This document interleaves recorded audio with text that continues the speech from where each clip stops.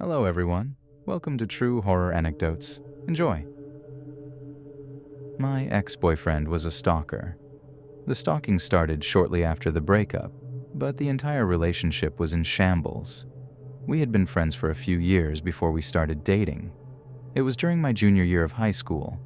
After we started dating, he completely became a different person. I guess his true colors really came out.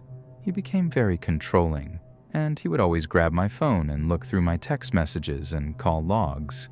He wanted to be together literally all the time, no matter what, even if I was studying.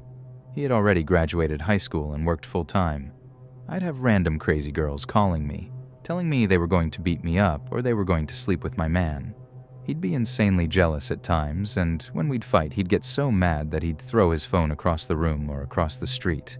The whole relationship was crazy, and I tried to end it at least 6 to 7 times over the year and a half span of it all. Every time we'd break up, he'd go batshit crazy and do the I'm going to harm myself fit. He'd call over and over again, then want to talk for hours until eventually I would finally say, "If I agree to get back together with you, will you back off for a bit and give me some space?" Not healthy, yeah, I know, but I had stuff to do. Sports, school, and a job. I didn't have time to deal with this. It was easier just to agree to get back together. There was this one time I broke up with him, and he told me he had been having headaches.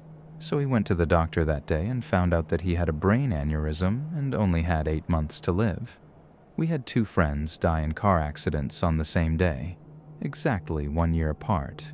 So when I realized that 8 months from then would be the same month as our friends' deaths, I completely freaked out. And we got back together because I honestly believed we had some curse against our friends and that exact date. But wouldn't you know that those 8 months came and went without a single trip back to the doctor for his brain aneurysm?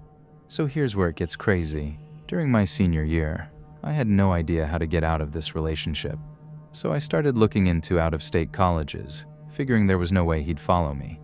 If I could just put up with the craziness until that summer, I'd be off in a magical world of college and no crazy boyfriend. He must have seen the brochure from the college I was interested in because suddenly he wanted to go to that college. He even went as far as taking the SAT. I knew my plan wasn't going to work at that point. He'd follow me wherever I went. So, what did I do? I decided to join the army. That'll show him. I thought that was the perfect plan. Let's see him try following me in there, right? The next thing I know, he's meeting with a damn recruiter. Of course, the likelihood of him being stationed where I was is very slim, but I didn't know that at the time. I was young, scared, and a bit naive. I realized the army was a dumb idea and wrote a letter to the commander? Commissioner? I don't know what they call them these days. Anyways, to whoever is the head honcho of recruitments. I explained that I had lied on my physical, as the recruiters typically tell you to do, and sent a copy of all of my medical records. I was let out shortly after that. I don't remember how it finally happened, but we broke up. I changed my phone number and cut off connection with all of our shared friends. Finally, I can breathe and relax. The end of madness. I was finally free, at last, or so I thought. For the next few months after the breakup, until I left for college, he would randomly show up where I was.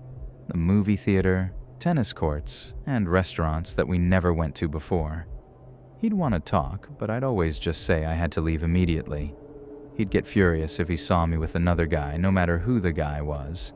It could have been my cousin, and he would have lost it. I still have no idea how he knew where I was going. Once I left for college, which was about 90 minutes away, I thought it'd be over. I heard he had come up to my college a few times to see other friends, but I'd stay in my dorm those nights, afraid that I'd see him if I went out. During my freshman year of college, one of our close friends from that same group passed away. Sadly, he took his own life.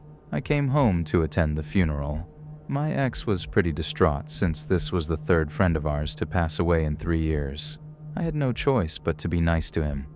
I mean, it was a funeral for our good friend. After the funeral, everyone was going over to a friend's house just to spend time together. I didn't want to go, but my friends convinced me to. While at the house, my ex starts talking to me. I act polite, but try to avoid him. It doesn't work. He's right next to me all night. He was trying to kiss me, put his arm around me, or whatever he could get. Somehow this translates into him thinking we're back together. Now I just feel miserable, and I tell him I'm leaving. He freaks out. Then he got my number somehow from someone at the party. He starts texting and calling me nonstop. This continued for 5 years. 5 years until I moved out of state now and don't talk to anyone from back then anymore. Finally, the phone calls stopped. I still get weird whenever I go back to my hometown.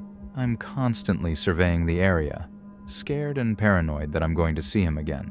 And if I happen to be with my significant other, I won't even venture into any part of the city that I think there's a chance he could be in. I'm a female, and I had a friend from university who definitely fits into stalker territory. We had been friends for just a couple of years, and I met him when I was a freshman. But it became clear that he had a thing for me. When we would hang out after class, he would start putting his hand through my hair and would tell me how beautiful I am. I kept rejecting him in a subtle way at first, but one day, when we were hanging out after class, he tried to kiss me. At that point, I told him no. It will never happen. We are just friends, and that's it. He didn't take this well, and he began to ignore me for the next couple of days, and I figured, whatever. We're in college. He'll get over it. Fast forward a bit, and I'm in my senior year of college. His sister goes to a university a bit south of mine, whereas he's a bit north. They ask if they can meet up at my place and stay the night so we can all get together and visit again for old time's sake. I told them that's fine with me. They came over and things went pretty well, but eventually, they both left. My roommates have some of those magnetic letters they keep on the fridge, which I don't pay much attention to. But the morning after they left, I saw one of my roommates grab a small piece of paper that was pinned on the fridge with one of the magnetic letters. She read it, then turned to me and asks, "Did you write this?" I read it, and my jaw dropped. It was this ridiculously over-the-top love poem that was written for me. I was immediately horrified because I knew exactly who wrote this. She then showed it to my other roommate, and they both started laughing their asses off. A few days later, I got an email from the guy friend. In the email, he talks about the poem and how he saw me reading it and how hot that was or whatever. Huh? I thought to myself. Now I'm trying to figure out how in the world he could have seen me reading a poem I never saw until after he'd already left. More time passes by while I try my best to avoid him in the hopes that he'll get the message to leave me alone. I don't want anything to do with him anymore. He became a creep after that. I've been trying to avoid him for months now. I started looking at jobs online abroad for when I graduate. Then, to my surprise, I got another email from him. This time he said, "If you're going to get a job abroad, then we really need to get married soon." What? I totally ignored it. First of all, how did he even know? Well, not too long after, he sent another email and said, "We need to get married so that I can get your support when I come with you." This guy has to be a certified lunatic. I'm sure he's saying this because he has no desire to learn the language of the country I'm planning on going to. He figures this is a mutually beneficial arrangement, as eventually, I'll be able to profit off of the tax deductions one gets from being married. So even though he knows I'm not interested in him, he thinks this is clearly the most logical option for me, so I don't wind up dying sad and alone after paying full taxes my whole life. Then he devolves the topic and goes into this ramble about how he hates characters in TV shows and books who do the whole, "I just want the person I love to be happy," whoever that's with. I replied to the email, completely pissed off and more creeped out than I ever have been in my life. He seems to get the message, apologizes, and I cut off all ties as best as I can. But most of our friends are mutual, and I'm pretty close to his family. Fast forward a bit, and I found out that he has a girlfriend now. I figure this is good. Maybe he's moving on. To my surprise, she adds me on Facebook and starts talking to me. Then she goes on about how the sex with him is amazing and I'm really missing out. I tell her I'm in no way interested. She goes on about her other boyfriend back home and how all 4 of us could get married together on the same day. Absolutely not. Completely repulsed, I blocked her. That whole thing was just weird. It's been 3 years since then, and now he's back in my hometown and moved in with the only 3 close friends I have from high school. They seem to think he's finally over it. I just hope I don't have to deal with any more of this. so that I can finally just live my life in peace. Just for reference, I'm a female and I live alone in a very small 2-bedroom house in my town. It's a quiet suburban town on the outskirts of a large city. My dating life has been pretty hectic for the past couple years, having bad experiences with relationships. I took a year off, trying to focus on myself and not let anyone new into my life. While this did help me feel better most of the time, it didn't help with some things. This happened just a few months ago and it still has me really shaken up. It started one night when I got home from work. I was upstairs changing out of my work clothes when I heard a knock at the door. I dressed up and went to the front door, looking out the peephole, but I didn't see anyone on my porch. I opened the door and stuck my head out, looking around, but there was still no one there. I closed the door. I thought it must just be a prank or maybe someone that had the wrong house. I went about my night forgetting about it. The next morning, though, I woke up to a knock at the door again. It was 6 a.m., which was a bit earlier than I had wanted to get up, so I stayed in bed. An hour or so later, I checked to see if there was a package delivered, but there was nothing. That's when I started to feel uneasy, knowing that there was someone knocking at my door at different times of the day for seemingly no reason. I made sure everything was locked up before I went to work.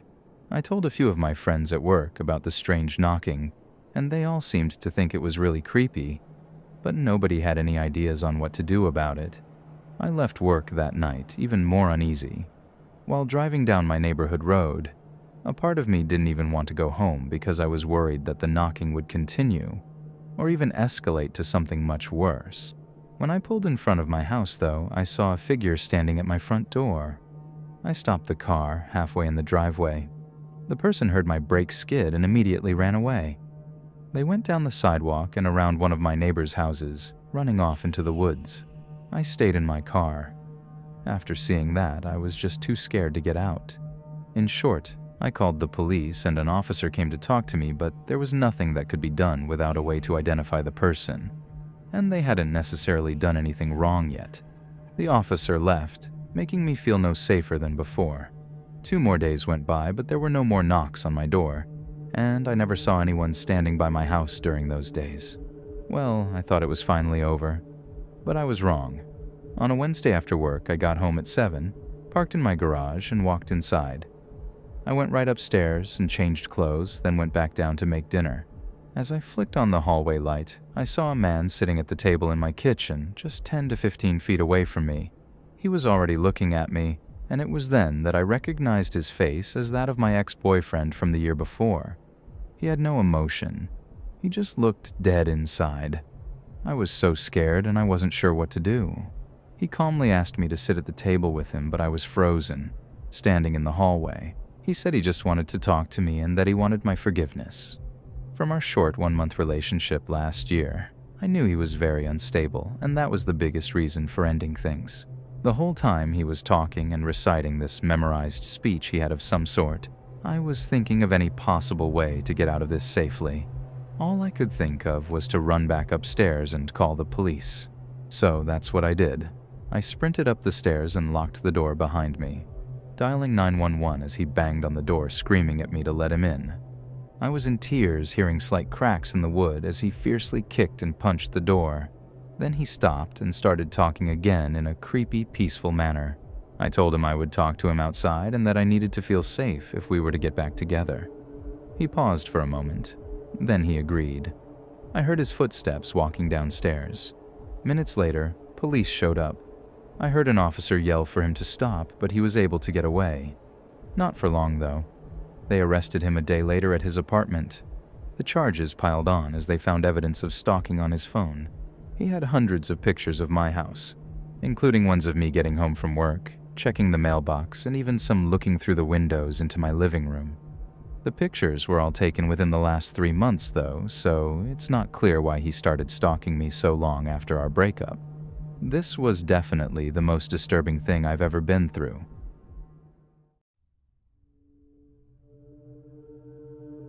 I worked the closing shift at my local grocery store during my gap year between high school and college. I was a cashier, so I interacted with people pretty much all day long. After around 7 o'clock, though, There would only be a few customers an hour, and during the last hour of 9 p.m., I'd maybe get 2 or 3 customers. Then I had a few things to do. Things like refilling the bags and cleaning up the counters. I would leave the store at 10:15 every night. The lead, who also worked in the front end or cashier department with me, had to stay a bit later to empty the registers and count the money. So, I'd always be the only one leaving at that time of night. One day, after a regular shift at work, I clocked out and walked to my car in the parking lot. It was late and the only cars in the lot were from the few coworkers still in the store, but someone's car was parked right next to mine and had their headlights on. I walked around to my car and got in, trying to get situated quickly, but I couldn't help but look over and see who it was. When I turned my head, the man in the car was staring right at me. I quickly shifted my eyes forward, but I think that only made things more weird. Knowing he was likely still looking at me, I put the car in drive and got out of there.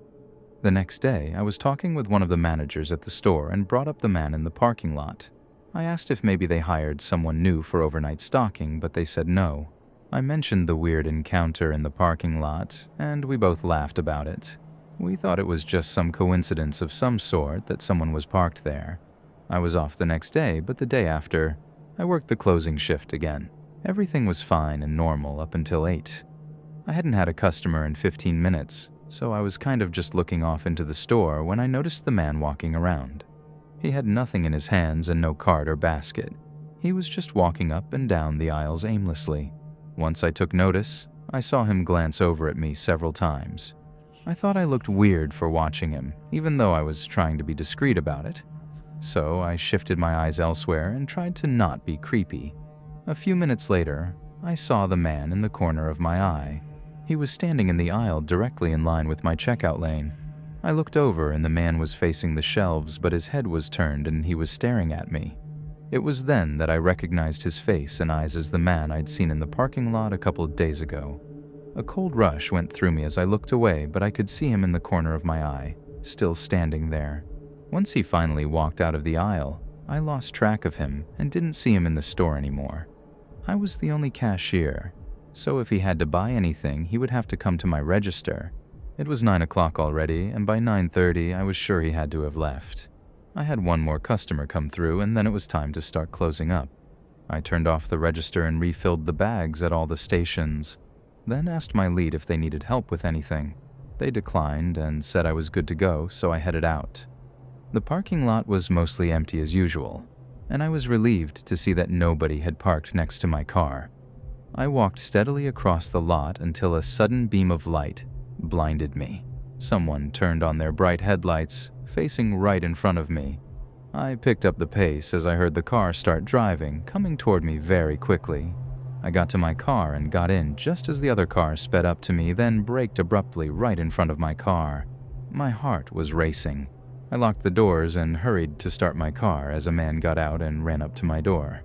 He pulled on the handle aggressively, trying to open it. He was rushing, testing the back door too, but then he quickly got back in his car and sped away. I was horrified and in shock. My hands were so shaky. I wasn't sure I could even drive. I called the police right away, thinking the man was probably the same man I'd seen staring at me. But all of the security cameras weren't clear enough to make out his face or the license plate. So the case went stale pretty quickly. I haven't seen him since that incident, but I quit my job at the grocery store soon after because I would still have rushes of fear go through me every time I left work at night. I'm a 22-year-old male, going to a large university. I'm not a very talkative person, so relationships have always been a struggle for me. During my junior year of college, I started using Tinder to hopefully have more success in finding someone. I knew the app wasn't an ideal way of meeting people, but it felt easier for me than just going up to someone and talking to them. But after a few weeks, something really strange started coming up. Something that I never imagined would happen to me. During the first week or two, things were going about as expected. I matched with and talked to a few girls, but nothing really seemed to click with any of them. Then I matched with a girl named Natalia. Based on her profile, she went to the same university as me and had a lot of the same interests. We started chatting right away, and a few days later, I asked her out on a coffee date at a nearby cafe. I was really excited, and on the day of, I walked down to the cafe and saved the table for us. I texted her that I was there, but 30 minutes went by and she still hadn't shown. She wasn't responding anymore either. I was super bummed out because I really thought we were a good match. I waited another 15 minutes, then walked out. During the walk back to campus, though, a car pulled over on the side of the road next to me. A man rolled down the window and called out to me. "Hey, do you need a ride to campus?" I responded saying no thanks and kept walking. The guy drove off before I could even think much about it. Why would someone just ask a random person who's walking if they needed a ride? And what's even more disturbing, how did he know I was walking back to campus? I thought maybe he just made the assumption that I was a college kid, and since I was heading in the direction toward the campus, that's where he thought I was headed. But still, it was a strange encounter. I got back to my dorm room and took the day off from Tinder. I made some food, relaxed, and tried to not let it get to my head. A few days later, maybe even a whole week later, I went to my morning classes, then had work right after. It was only a 10-minute walk off campus. During this walk, less than halfway to my work, a car stops next to me on the road. It looked familiar, and I almost instantly recalled it as being the same car that stopped by me a week ago when I was walking back from the cafe. The guy rolled his window down, but I kept walking, trying to ignore him. A few seconds later, I heard the car door open and footsteps quickly approaching behind me. I looked back, seeing him running at me. I sprinted down the sidewalk, which had nobody nearby to help. My adrenaline was pumping. I don't even remember ever running out of breath. At some point, he stopped chasing me and turned back, getting in his car.